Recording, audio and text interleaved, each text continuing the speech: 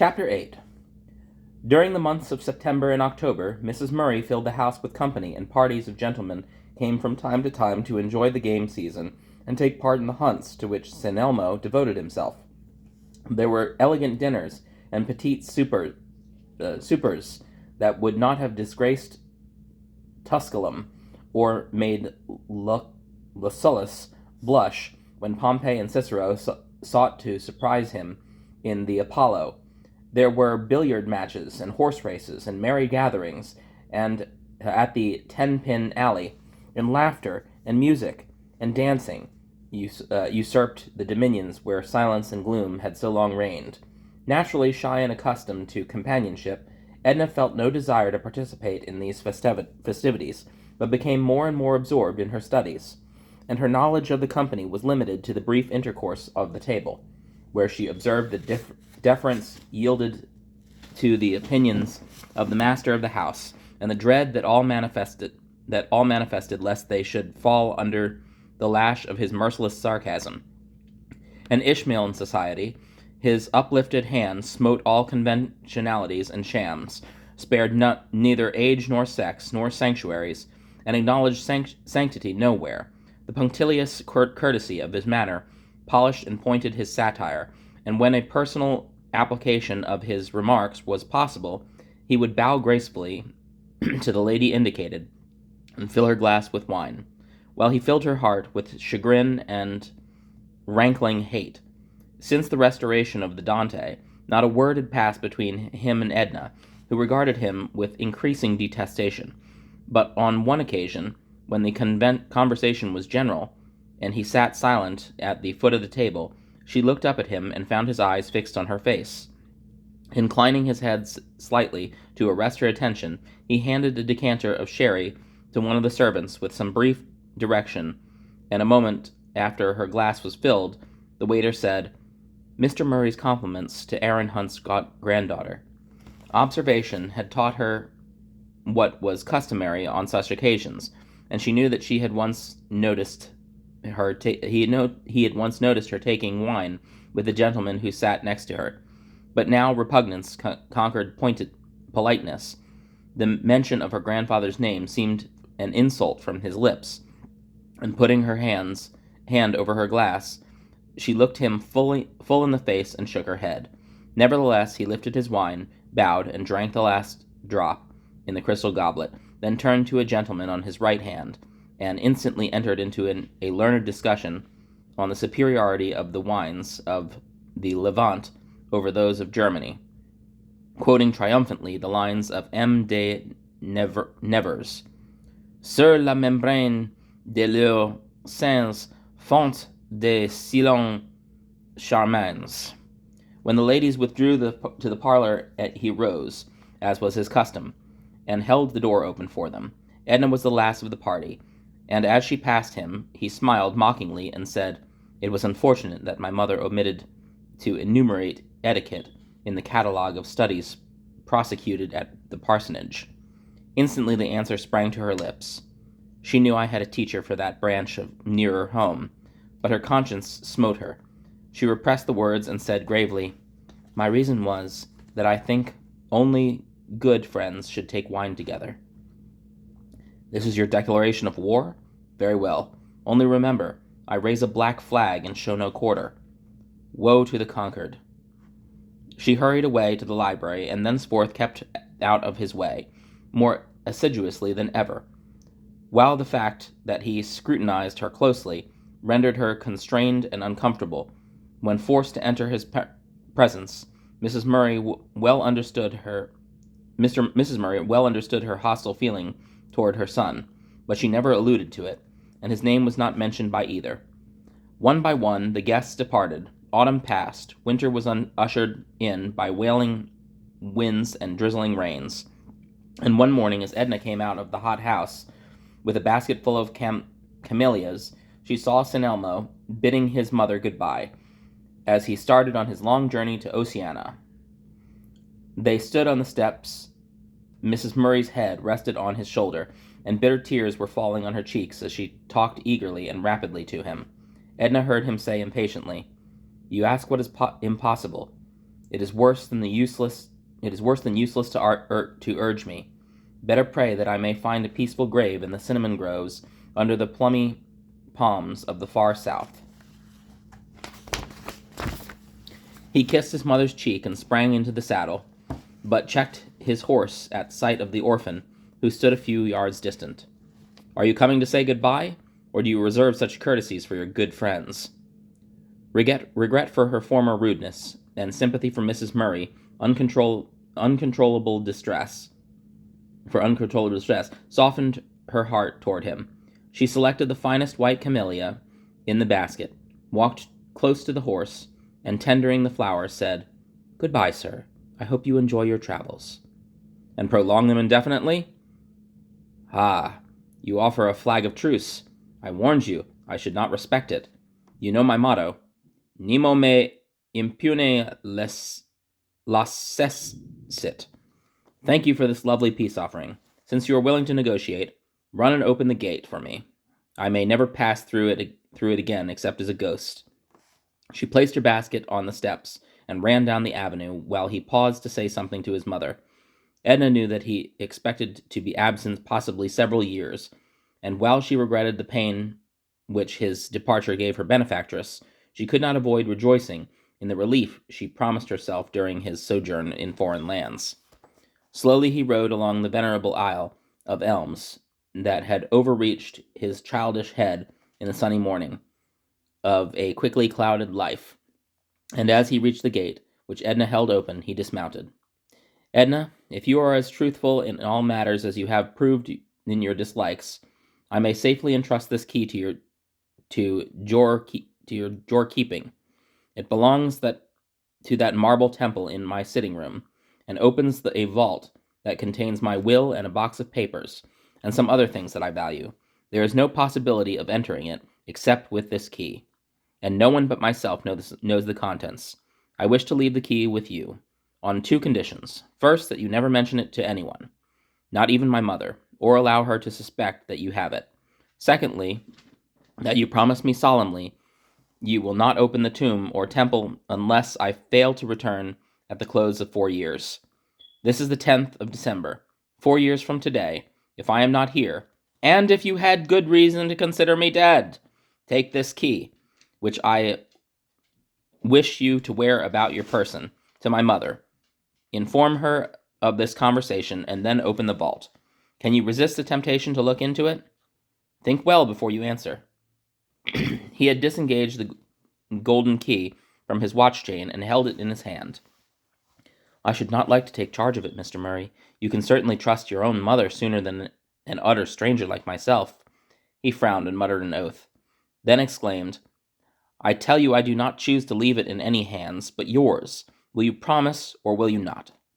The dreary wretchedness, the savage hopelessness of his countenance awed and pained the girl, and after a moment's silence and a short struggle with her heart, she extended her hand, saying with evident reluctance, "Give me the key. I will not betray your trust." "Do you promise me solemnly that you will never open the vault except in accordance with my directions?" "Weigh the promise well before you give it." "Yes, sir, I promise most solemnly." He laid the key in her palm and continued, "My mother loves you. Try to make her happy while I am away, and if you succeed, you will be the first person to whom I have ever been indebted. I have left directions concerning my books and the various articles in my rooms. Feel no hesitation in examining any that may interest you, and see that the dust does not ruin them. Goodbye, child. Take care of my mother." He held out his hand. She gave him hers, for an instant only, and he mounted, lifted his cap, and rode away. Closing the ponderous gate, Edna leaned her face against the iron bars and watched the lessening form. Gradually, trees intervened, then a bend in the road. She saw him wheel his horse as if to return. For some moments he remained stationary, looking back, but suddenly disappeared, and with a sigh of indescribable relief, she retraced her steps to the house.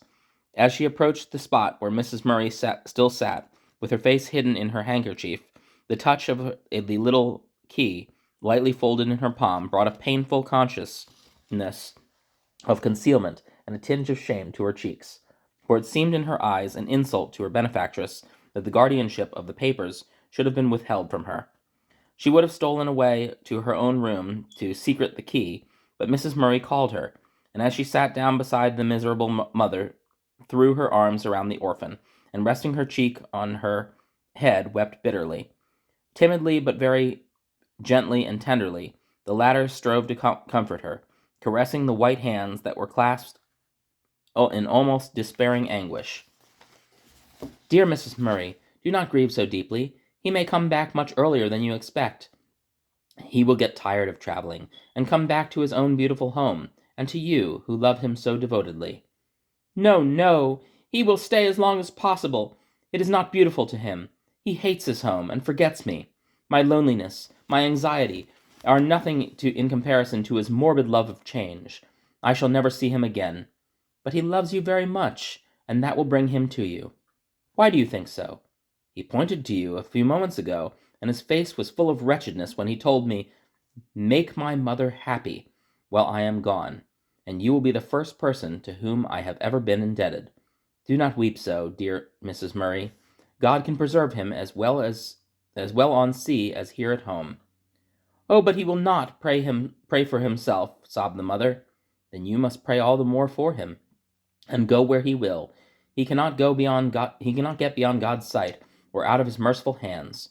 You know Christ said, 'Wheresoever you ask in my name, I will do it.'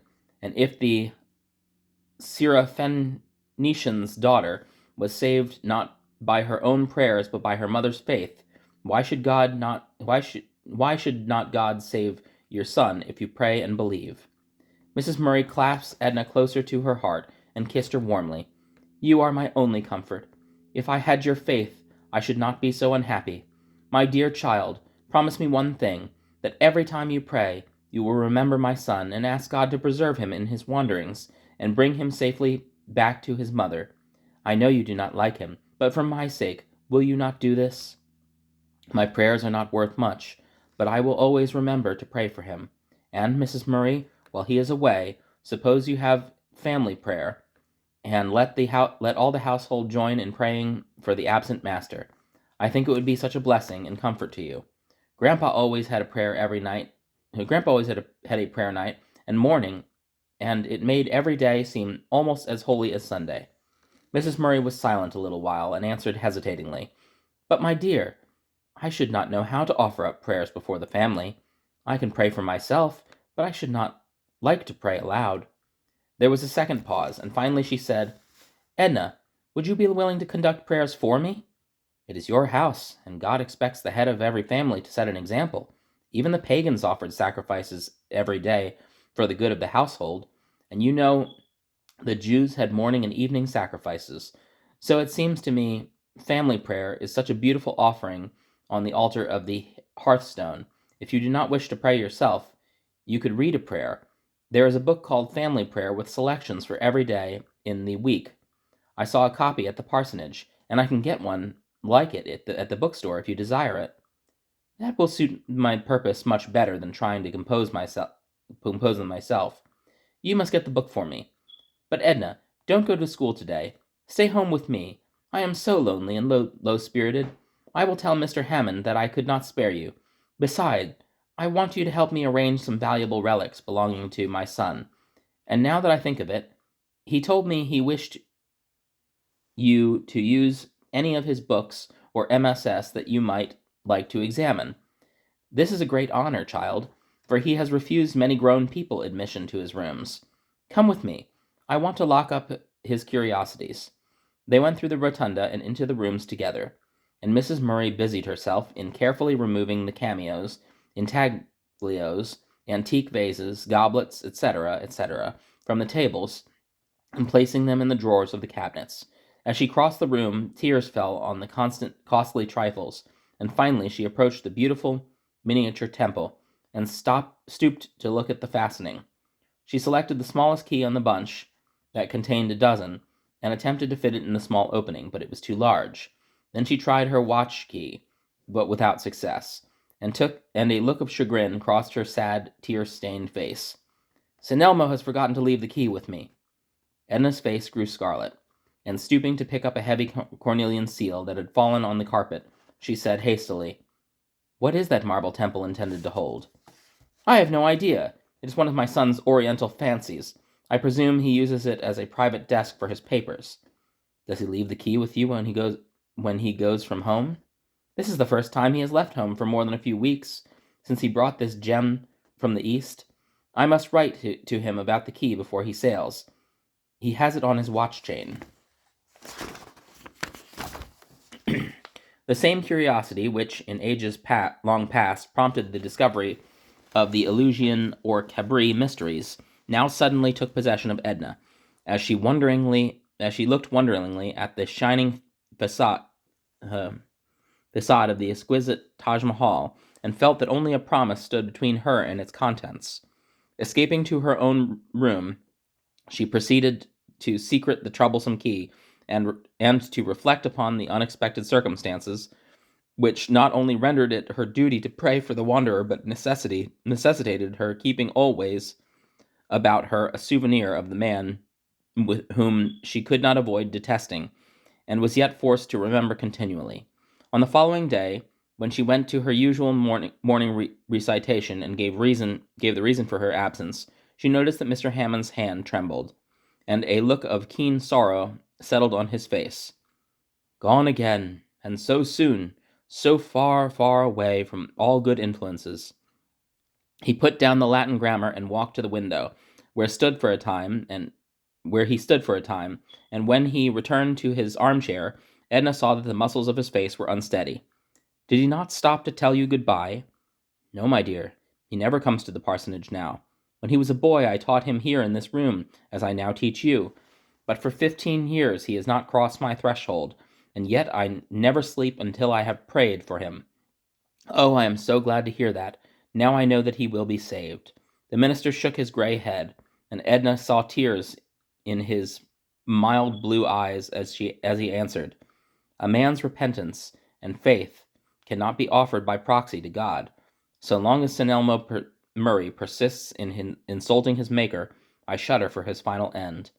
He has the finest intellect I have ever met among living men, but is unsanctified. Worse still, it is dedicated to the work of scoffing at and blaspheming the truths of religion. In his youth, he promised to prove a blessing to his race, an ornament to Christianity. Now he is a curse to the world, and dreary burden to himself. What changed him so sadly? Some melancholy circumstance that occurred early in his life, Edna. He planned and built that beautiful church where you come on Sabbath to hear me preach. And about the time it was finished, he went off to college. When he returned, he avoided me, and has never been inside of the costly church, which his taste and his money constructed. Still, while I live, I shall not cease to pray for him, hoping that in God's good time he will bring him back to the pure faith of his boyhood. Mr. Hammond, is he not a very wicked man?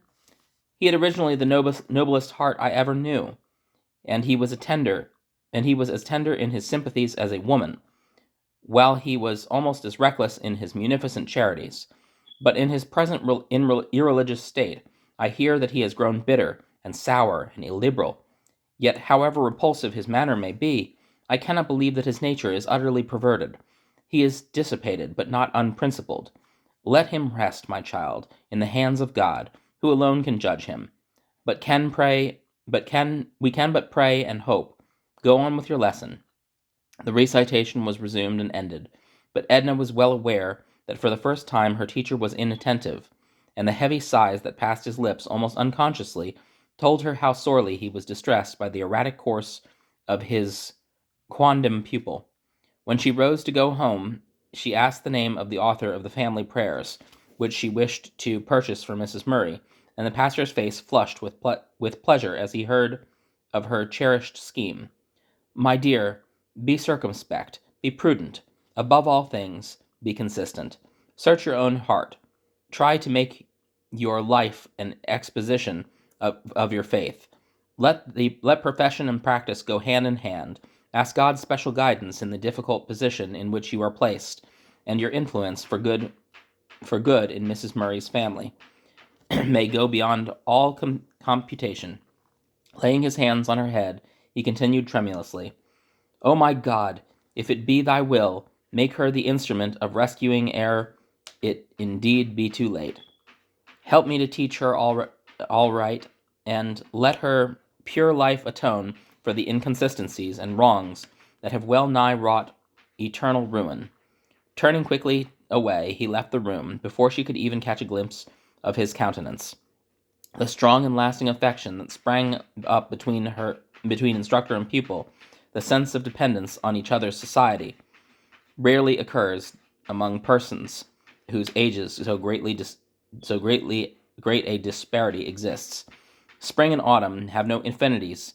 Age has generally no sympathy for the gushing sprightliness, the eager questioning, the rose-hued dreams and aspirations of young people, and youth shirks chilled and constrained from the austere companionship of those who, with snowy locks gilded by the fading rays of setting sun, totter down the hill of life, journeying into the dark and silent valley of the shadow of death. Preferring Mr. Hammond's society to that of the comparative strangers who visited Mrs. Murray, Edna spent half of her time at the quiet parsonage, and the remainder with her books and music. That under auspices so favorable, her progress was almost unprecedentedly rapid, furnished matter of surprise to no one who was capable of estimating the results of native genius and vigorous application. Mrs. Murray watched the expansion of her mind and the development of her beauty with emotions of pride and pleasure, which had she analyzed them, would have told her how dear and necessary to her happiness the orphan had become. As Edna's reasoning powers strengthened, Mr. Hammond led her gradually to the contemplation of some of the gravest problems that have from the immemorial perplexed the maddening humanity, plunging one half into blind, bigoted traditionalism and scourging the other into the dreary, somber, starless wastes of Pyrrhonism, knowing full well that every earnest soul and honest, profound thinker, these ontological questions would sooner or later demand audience, that he wisely placed in the philosophical palestra, encouraged her wrestlings, cheered her on, handed her from time to time the instruments and aids she needed, and then, when satisfied that the intellectual gymnastics had properly trained and developed her, he invited her where he felt assured the spirit of the age would inevitably drive her, to the great Pythian games of speculation, where the lordly intellects of the 19th century gather to test their ratiocinative skills and bear off the crown of bay on the point of syllogism, or the wings of an audacious hypothesis.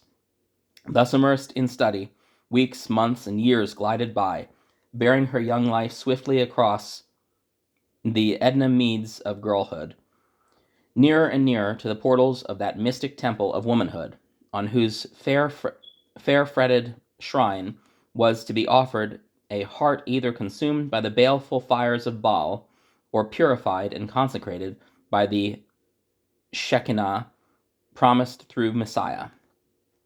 Chapter 9. During the first year of Mr. Murray's absence, his brief letters to his mother were written all at long intervals. In the second, they were rarer and briefer still, but toward the close of the third he wrote more frequently, and announced his intention of revisiting Egypt before his return to the land of his birth.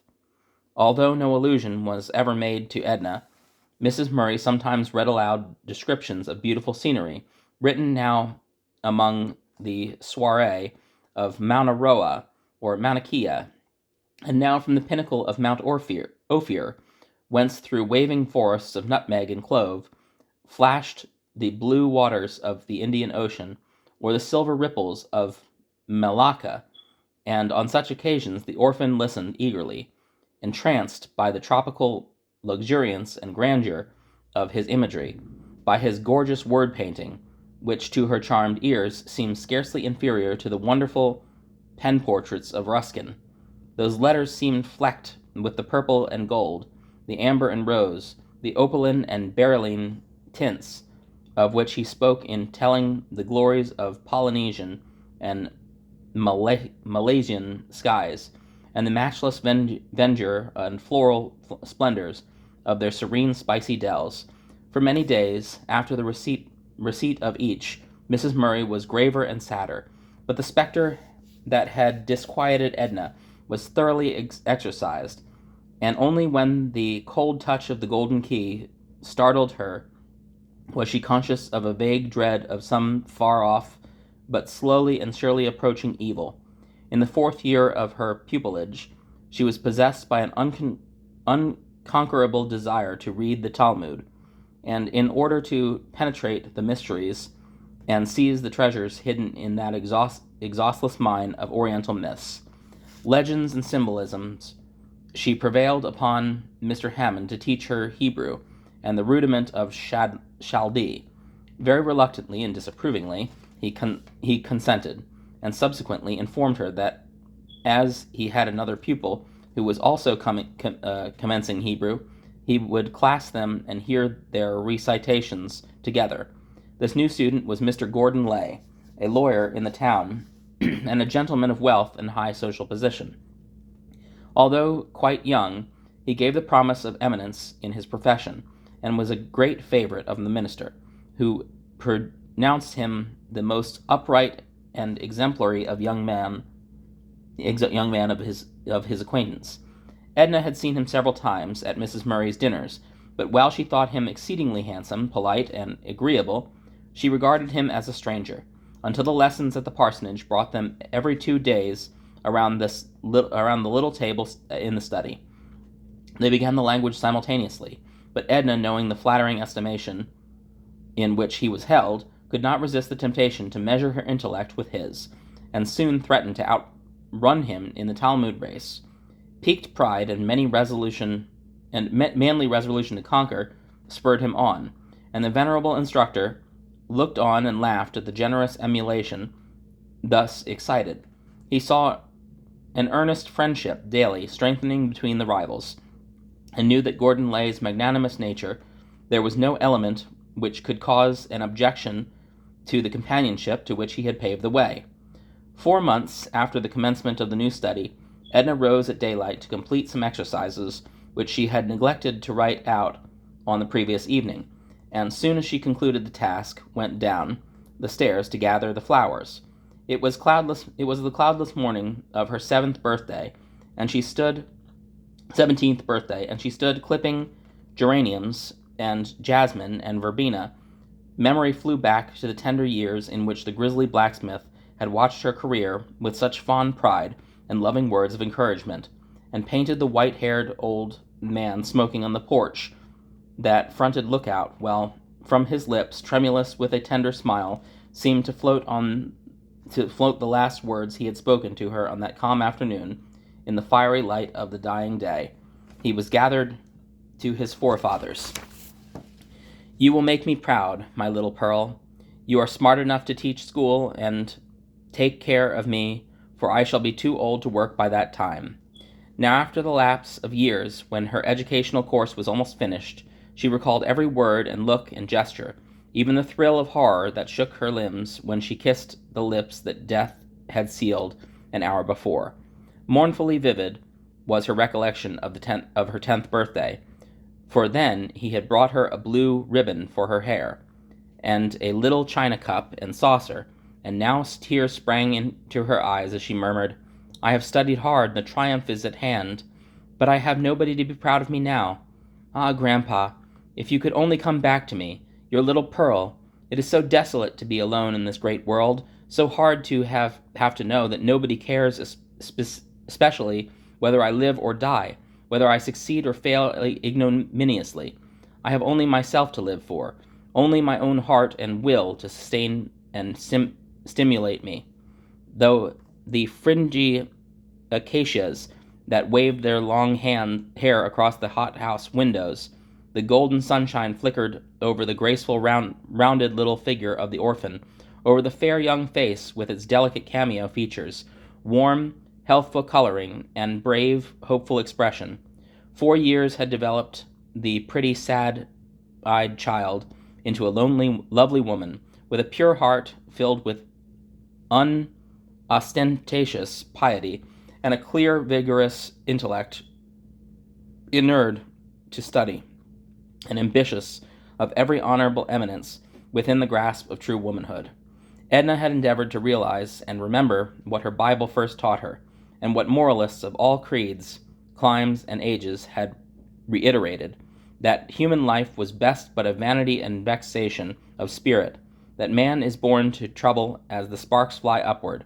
Yet as she stood on the line, narrow and thin as al-Sirat, that divides girlhood and womanhood, all seemed to her fresh, pure heart, as inviting and bewitching as the magnificent panorama upon which enraptured lodophagi gazed from the ancient Acropolis of Cyrene. As Edna turned to leave the hothouse, the ring of horses' hoofs on the rocky walk attracted her attention, and a moment after Mr. Lay gave his horse to the gardener and came to meet her. "Good morning, Miss Edna. As I am bearer of dispatches from my sister to Mrs. Murray, I have invited myself to breakfast with you." "You are an earlier riser than I had supposed, Mr. Lay, from your lamentations over your exercises. I do not deny that I love my morning nap, and generally indulge myself. For, like Sidney Smith, I can easily make my mind to rise early, but I cannot make up my body. In one respect, I can certainly claim equality with Thorwaldsen. My talent for sleeping is inferior neither to his nor Goethe's. Do you know that we are both to have holiday today?" "No, sir. Upon what score?" "It happens to be my birthday as well as yours, and as my sister, Mrs. Inga, gives a party tonight in honor of the event, I have come to insist that my classmate shall enjoy the same reprieve that I propose myself. Miss Inga commissioned me to ensure your presence at her party." "Thank you, but I never go to parties." "But bad precedents must not guide you any longer. If you persist in staying home, I shall not enjoy the evening, for in every dance I shall fancy my vis-a-vis your spectre, with an exercise in one hand and a Hebrew grammar in the other. Apropos, Mr. Hammond told me to say that he would not expect you today, but would meet you tonight at Mrs. Inga's. You need not trouble yourself to decline, for I shall arrange matters with Mrs. Murray. In honor of my birthday, you will not give me a sprig of something sweet from your basket?" They sat down on the steps of the dining room, and Edna selected some delicate oxalis cups and nutmeg geranium leaves, which she tied up and handed to her companion. Fastening them in the buttonhole of his coat, he drew a small box from his pocket and said, "I noticed last week when Mr. Hammond was explaining the Basilidian tenets, you manifested some curiosity concerning their amulets and mythical stones. Many years ago, while an uncle of mine was missionary in Arabia, he saved the life of a son of a wealthy sheik, and received from him, in token of his gratitude, a curious ring, which tradition said once belonged to a caliph, and had been found near the ruins of Chilminar. The ring was bequeathed to me, and is probably the best authenticated antique in this country. Presto! We are in Baghdad, in the blessed reign, in the golden prime of good Harun al-Rashid. I am versed in neither Kufic nor Neshki lore, but characters engraved on this ring are said to belong to the former dialect, and to mean peace be with thee, which is, and I believe has been from time immemorial, the national salutation of the Arabs. He unwound the cotton that enveloped the gem, and held it before Edna's eyes. A broad band of dusky, tarnished gold was surmounted by a large crescent-shaped emerald, set with beautiful pearls, and underneath the Arabic inscription was engraved a ram's head, bearing on one horn a small crescent, on the other a star. As Edna bent forward to examine it, Mr. Lay continued, I do not quite comprehend the symbolism of the ram's head and the star. The crescent is clear enough. I think I can guess the meaning. Edna's eyes kindled. Tell me your conjecture.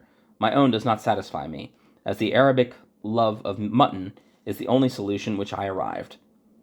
Oh, Mr. Lee, look at it and think for a moment. Well, I have looked at it and thought a great deal, and I tell you, mutton broth, sherbet, is the only idea that suggested to my mind. You need not look so shocked, for when cooled with the snows of Caucasus, I am told it makes a beverage fit for Greek gods. Think of the second chapter of Luke. He pondered a moment and answered gravely, I'm sorry to say that I don't remember that particular chapter well enough to appreciate your clue. She hesitated, and the color deepened on her cheek as she repeated, in a low voice, And there were in the same country shepherds abiding in the field, keeping watch over the flock by night. And lo, the angel of the Lord came upon them, and the glory of the Lord shone round about them. And suddenly there was with the angel a multitude of the heavenly host, praising God and saying, Glory to God in the highest, and on earth peace, goodwill toward men. Mr. Lay, the star on the ram's horn, Mr. Lay, the star on the ram's horn may be the star of Bethlehem that shone over the manger, and the Arabic inscription is certainly the salutation of the angel to the shepherds. Peace, goodwill toward men, says Luke. Peace be with thee, said Islamism. Your solution seems plausible, but pardon me, is totally inadmissible, from the fact that it blends crescent and cross, and ignores antagonisms that deluged centuries with blood. You forget, Mr. Lay, that Mohammedanism is nothing but a huge eclecticism, and that its founder stole its elements from surrounding systems. The symbolism of the crescent he took from the mysteries of Isis and Astarte. The ethical code of Christ he engrafted on the monotheism of Judaism. His typical forms are drawn from the Old Testament or the more modern Mishma, and his pretended miracles are mere repetitions of the wonders performed by our Savior. For instance, the basket of dates, the roasted lamb, the loaf of barley bread, in the siege of Medina, even the Muslim Jehannam, is a palpable imitation of the Hebrew Gehenna. Beside, sir, you know that Sabanism is reigned in Arabia just before the advent of Muhammad. And if you refuse to believe that the Star of Bethlehem was signified by this one shining here on the ram's horn, at least you must admit that refers to stars studied by the shepherds who watched their flocks on the Chaldean plains. In a cabinet of coins and medals belonging to Mr. Murray, I have examined one of silver representing Astaroth, with the head of a woman adorned with horns and a crescent, and another of brass containing an image of Baal, a human face on the head of an ox, with the horns surrounded by stars. However, I am very ignorant of these things. Then you must refer the riddle of the ring to someone more astute and learned in such matters than your humble yokefellow in Hebrew. Peace be with you. I repeat, peace be with thee. During the new year on which we are both entering, and as you have at least attempted to read the riddle, let me beg that you will do me the honor and to accept and wear the ring in memory of our friendship and student life. He took her hand and would have placed the ring on her finger, but she resisted. Thank you, Mr. Lee. I appreciate the honor. But indeed you must excuse me. I cannot accept the ring. Why not, Miss Edna? In the first place, because it is very valuable and beautiful, and I am not willing to deprive you of it. In the second, I do not think it proper to accept presents from anyone but relatives or dear friends. I thought we were dear friends. Why can we not be such? At this moment, Mrs. Murray came into the dining room, and as she looked at the two sitting there in early sunshine, with a basket of flowers between them, as she marked the heightened color and embarrassed expression on the one fair, sweet face, and the eager pleading written on the other, so full of manly beauty, so frank and bright and genial, and possibly destiny for both, flashed before her, and pleased surprise warmed her own countenance as she hurried forward. "Good morning, Gordon. I am very glad to see you. How is Clara?"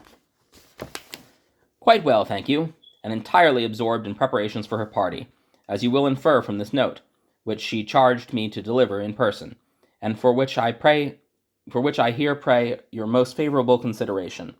As Mrs. Murray glanced over the note, Edna turned to leave the room, but Mrs. Lay exclaimed, "Do not go just yet.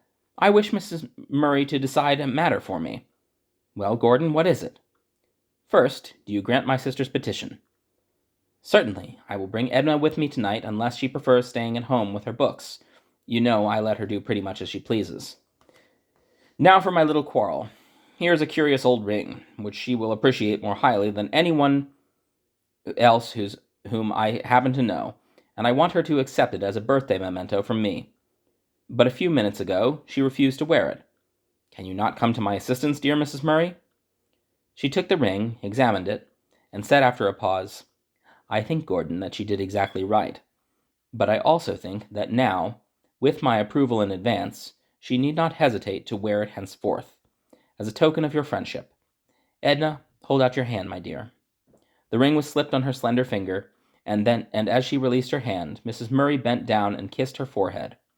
"17 today, my child. I can scarcely believe it. And you, Gordon, may I ask how old you are?" "25. I grieve to say, you need not tell me." The conversation was interrupted by the ringing of the breakfast bell, and soon after Mr. Lay took his departure. Edna felt puzzled and annoyed, and as she looked down at the ring, she thought that instead of "peace be with thee," the Semitic characters must surely mean "disquiet seize thee," for they had shivered the beautiful calm of her girlish nature, and thrust into her mind ideas unknown until that day. Going into her room, she opened her books, but ere she could fix her wandering thoughts, Mrs. Murray entered. "Edna, I came to speak to you about your dress for tonight. Please do not say that you wish me to go, my dear Mrs. Murray, for I dread the very thought. But I must tell you that I insist upon your conforming to the usages of good society. Miss Inga belongs to one of the very finest families in the state, and at her house you will meet the best people, and you could not possibly make your debut under more favorable circumstances. Beside, it is very unnatural that a young girl should not enjoy parties and the society of gay young people. You are very unnecessarily making a recluse of yourself, and I shall not permit you to refuse such an invitation as Miss Inga has sent. It would be rude in the extreme. Dear Mrs. Murray, you speak of my debut as if, like other girls, I had nothing else to do but fit myself for society. These people care nothing for me, and I am as little interest in them. I have no desire to move for a short time in a circle from which my work in life must soon separate me." "To what work do you allude?" "The support which I must make my teaching. In a few months I hope to be able to learn all I need, and then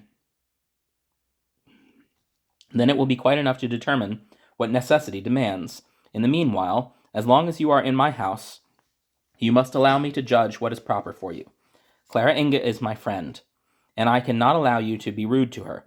I have sent the carriage to town for Miss O'Reilly, my mantua maker, and Hagar will make the skirt for your dress.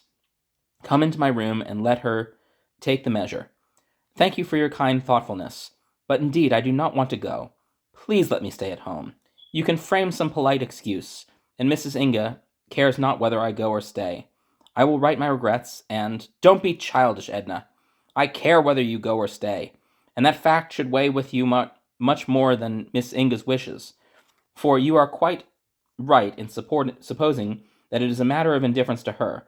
Do not keep Hagar waiting." Mrs. Murray's brow clouded, and her lips contracted, as was her habit when anything displeased her. Consequently, after a quick glance, Edna followed her to her room, where Hagar was at work. It was the first time the orphan had been invited to a large party, and she shrank from meeting people whose standard of gentility was confined to high birth and handsome fortunes. Miss Inga came frequently to Le Bocage, but Edna's acquaintance with her was comparatively slight, and in addition to her repugnance to meeting strangers, she dreaded seeing Mr. Lay so soon, for she felt that an undefiable barrier had suddenly risen between them. The frank, fearless freedom of the old friendship at the parsonage table had vanished.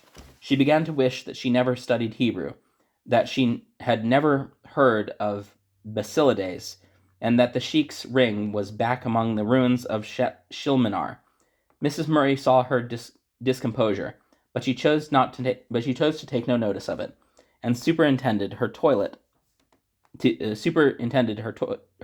that night with almost as much interest as if she had been her own daughter. During the drive, she talked on indifferent subjects as they went up to the dressing room, had the satisfaction of seeing that her protege manifested no trepidation, then arrived rather late. The company had assembled, and the rooms were quite full as Mrs. Murray entered, but Mrs. Inga met them at the threshold, and Mr. Lay, who seemed to watch on, came forward at the same instant, and offered Edna his arm. "Ah, Mrs. Murray, I had almost abandoned the hope of seeing you. Miss Edna, the set is just forming, and we must celebrate our birthday by having the first dance together. Excuse you, indeed. You presume upon my well-known good nature and generosity, but this evening I am privileged to be selfish." As he drew her into the middle of the room, she noticed that he wore flowers. He wore the flowers she had given him in the morning, and this, in conjunction with the curious scrutiny to which she was subjected, brought a sudden surge of color to her cheeks. The dance commenced, and from one corner of the room Mr. Hammond looked eagerly at his two pupils, contrasting them with the gay groups that filled the brilliant apartment. Edna's slender, graceful figure was robed in white Swiss muslin, with a bertha of rich lace, and rose-colored ribbons formed the sash and floated from her shoulders. Her beautiful glossy hair was simply coiled in a large roll at the back of her head and fastened with an ivory comb. Scrutinizing the face lifted toward Miss Lay's while he talked to her, the pastor thought he had never seen a countenance half so eloquent and lovely. Turning his gaze upon her partner, he was compelled to confess that though Lay was the handsomest man in the room, no acute observer could look at the two and fail to discover that the blacksmith's granddaughter was far superior to the petted brother of the aristocratic Miss Inga. He was so much interested in watching the couple that he did not observe Miss Murray's approach until she sat down beside him and whispered, "Are they not a handsome couple?" "Gordon and Edna?" "Yes, indeed they are. I think that child's face is the most attractive, the most fascinating I ever looked at. There is such a rare combination of intelligence, holiness, strength, and serenity in her countenance, such a calm, pure light shining in her splendid eyes, such a tender, loving look far down in their soft depths. Child, why she is 17 today. No matter, Ellen. To me she will always seem a gentle, clinging, questioning child. I look at her often when she is intent on her studies, and wonder how long her pure heart will reject the vanities and baubles that engross most women, how long mere abstract study will continue to charm her, and I tremble when I think of the future to which I know she is looking so eagerly. Now her emotional nature sleeps, her heart is at rest, slumbering so, she is all intellect at present, giving her brain no relaxation. Ah, if it could always be so, but it will not. There will come a time, I fear, when her fine mind and pure warm heart will be arrayed against each other, will battle desperately, and one or the other must be subordinated. Gordon seems to admire her very much, said Mrs. Murray. Mr. Hammond sighed, and a shadow crept over his placid features as he answered, "Do you wonder at it, Ellen? Can anyone know the child well and fail to admire and love her? If he could only forget her obscure birth, if he could only consent to marry her, what a splendid match it would be for him. What a splendid match it would be for her." Ellen! Ellen Murray! I am surprised at you. Let me beg you for her sake, for yours, for all parties concerned, not to raise your little finger in this matter, nor to utter one word to Edna that might arouse her suspicions, not to hint to Gordon that you dream such an alliance possible, for there is more at stake than you imagine. He was unable to conclude the sentences, for the dance had ended, and as Edna caught a glimpse of the beloved countenance of her teacher, she drew her fingers from Mr. Lee's arm and hastened to the pastor's side, taking his hand between both hers. "Oh, sir, I am glad to see you. I have looked around so often, hoping to catch sight of you, Mrs. Murray. I heard Miss Inga asking for you." When the lady walked away, Edna glided into the seat next to the minister and continued, "I want to talk to you about a change in some of my studies. Wait till tomorrow, my dear. I came here tonight only for a few moments to gratify Gordon, and now I must slip away." "But, sir, I only want to say that as you objected to the outset of my studying Hebrew, I will not waste any more time on it just now, but take it up again after a while, when I have plenty of leisure. Don't you think that would be the best plan? My child, are you tired of Hebrew? No, on the contrary, it possesses a singular fascination for me, but I think, if you are willing, that I shall discontinue it, at least for the present. I shall take care to forget nothing that I have already learned. You have some special reason for this change, I presume?" She raised her eyes to his and said frankly, "Yes, sir, I have." "Very well, my dear, do as you like. Good night."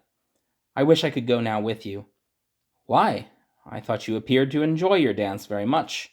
Edna looked at me. Edna, look at me."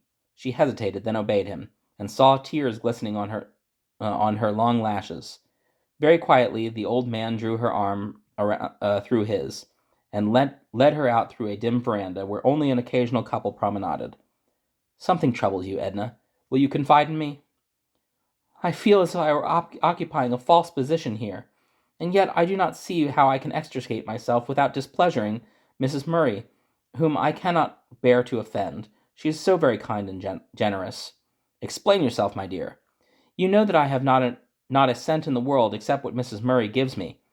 I have to make my bread my own work, and just as soon as you think me competent to teach, and notwithstanding she thinks I ought to visit and associate, as she does, with these people, who tolerate me now, simply because they know that while I am under her roof, she will exact it of them.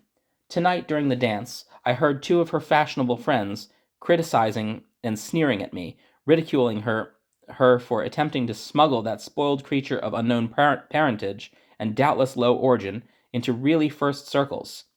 Other things were said which I cannot repeat that showed me plainly how I am regarded here, and I will not remain in a position which subjects me to such remarks. Mrs. Murray thought it best for me to come, but it was a mistaken kindness. I thought so before I came. Now I have irrefragable proof that I was right in my forebodings. Can you not tell me all that was said?" "I shrink, sir, from repeating it, even to you." "Did Mr. Lee hear it?" "I hope not." "My dear child, I am very much pained to learn that you have been so cruelly wounded, but do not let your mind dwell upon it. Those weak, heartless, giddy people are to be pitied, are beneath your notice. Try to fix your thoughts on nobler themes, and waste no reflection on the idle words of those poor gilded moths of fashion and folly, who are incapable of realizing their own degraded and deplorable condition. I do not care particularly what they think of me, but I am anxious to avoid hearing their comments on me, and therefore I am determined to keep as much out of sight as possible. I shall try to do my duty in all things, and poverty is no stigma, thank God. My grandfather was very poor, but he was noble and honest, and as courteous as a nobleman, and I honor his dear, dear memory as tenderly as if he had been reared in a palace. I am not ashamed of my parentage, for my father was as honest and industrious as he was poor, and my mother was gentle and good, and she was beautiful. There was no faltering in the sweet voice, and no bitterness poisoning it. Mr. Hammond could not see the face, but the tone indexed all, and he was satisfied. I am glad, my dear little Edna, that you look at the truth so bravely. and give no more importance to the gossip than your future peace of mind demands. If you have any difficulty in convincing Mrs. Murray of the correctness of your views, let me know and I will speak to her on the subject. Good night. May God watch over and bless you. When the orphan re-entered the parlor, Mrs. Inga presented her to several gentlemen who had requested an introduction, and though her heart was heavy and her cheeks burned painfully, she exerted herself and danced and talked constantly until Mrs. Murray announced herself ready to depart. Joyfully Edna ran upstairs for her wrappings, bade adieu to her hostess, who complimented her on the sensation her beauty had created, and felt relieved to comparatively happy when the carriage door closed and she found herself alone with her benefactress. Well, Edna, notwithstanding your repugnance to going, you acquitted yourself admirably and seemed to have a delightful time. I thank you, ma'am, for doing all in your power to make the evening agreeable to me. I think your kind desire to see me enjoy the party made me happier than everything else. Gratefully, she drew Mrs. Murray's hands to her lips, and the latter dreamed that instant tears were rolling over her flushed face, while words of the conversation which she had overheard rang mockingly in her ears. Mrs. Murray and even Mr. Hammond are scheming to make a match between her and Gordon Lay. Studying Hebrew indeed. A likely story. She had better go back to her wash-tub and spinning-wheel. Much Hebrew she will learn. Her eyes are set on Gordon's fortune, and Mrs. Murray is silly enough to think he will step into the trap. She will have to bait it with something better than Hebrew and black eyes, or she will miss her game. Gordon will make a fool of her, I dare say. For all other young men, he can be flattered into paying her some little attention at first. I am surprised at Miss Inga's countenance the girl at all. Such was the orphan's initiation into the charmed circle of fashionable society. Such was her welcome to le beau monde. As she laid her hand on her pillow, she could not avoid exclaiming, Heaven save me from such aristocrats, and commit me rather to the horny but outstretched hands, the brawny arms, the untutored minds, the simple but kindly throbbing hearts of proletaire.